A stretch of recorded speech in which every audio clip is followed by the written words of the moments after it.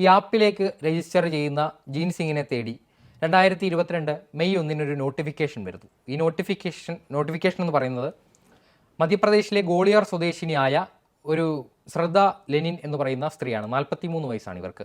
ഇവർ ജീൻ സിംഗിന് ഒരു സന്ദേശം അയക്കുന്നു. താങ്കളുടെ പ്രൊഫൈൽ കണ്ടു, ഇഷ്ടപ്പെട്ടു, തുടർന്നുള്ള ആലോചനയ്ക്ക് ഞാൻ തയ്യാറാണ്, താങ്കൾക്ക് താല്പര്യമുണ്ടെങ്കിൽ നമുക്ക് പ്രൊസീഡ് ചെയ്യാമെന്നുള്ള ഒരു സന്ദേശം വരുന്നു. അങ്ങനെ ജീൻ സിംഗ് വീണ്ടും മെസ്സേജ് അയക്കുന്നു.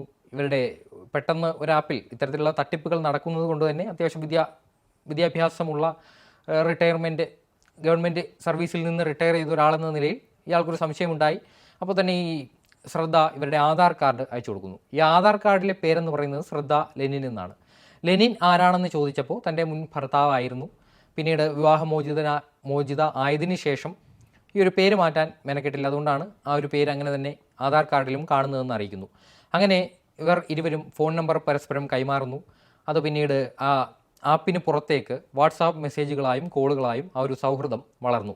2022 ജൂൺ ആദ്യ വാരം ഈ ജീൻ സിംഗിൻ്റെ ഫോണിലേക്ക് ശ്രദ്ധ വിളിച്ചിട്ട് പറയുകയാണ്, താൻ അടുത്തയാഴ്ച തൃശ്ശൂരിൽ തൻ്റെ സുഹൃത്തുക്കളെ കാണാൻ വരുന്നുണ്ട്, ഇവിടെ വെച്ച് നമുക്ക് ഒന്ന് കണ്ടുമുട്ടാം, കാര്യങ്ങൾ സംസാരിക്കാം എന്ന് പറയുന്നു. അതുപ്രകാരം 2022 ജൂൺ 5 ജീൻ സിംഗ് ചെന്നൈയിൽ നിന്ന് തൃശ്ശൂരിലേക്ക് വരുന്നു. ശ്രദ്ധ ഗോളിയോറിൽ നിന്ന് തൃശ്ശൂരിലേക്ക് എത്തുന്നു.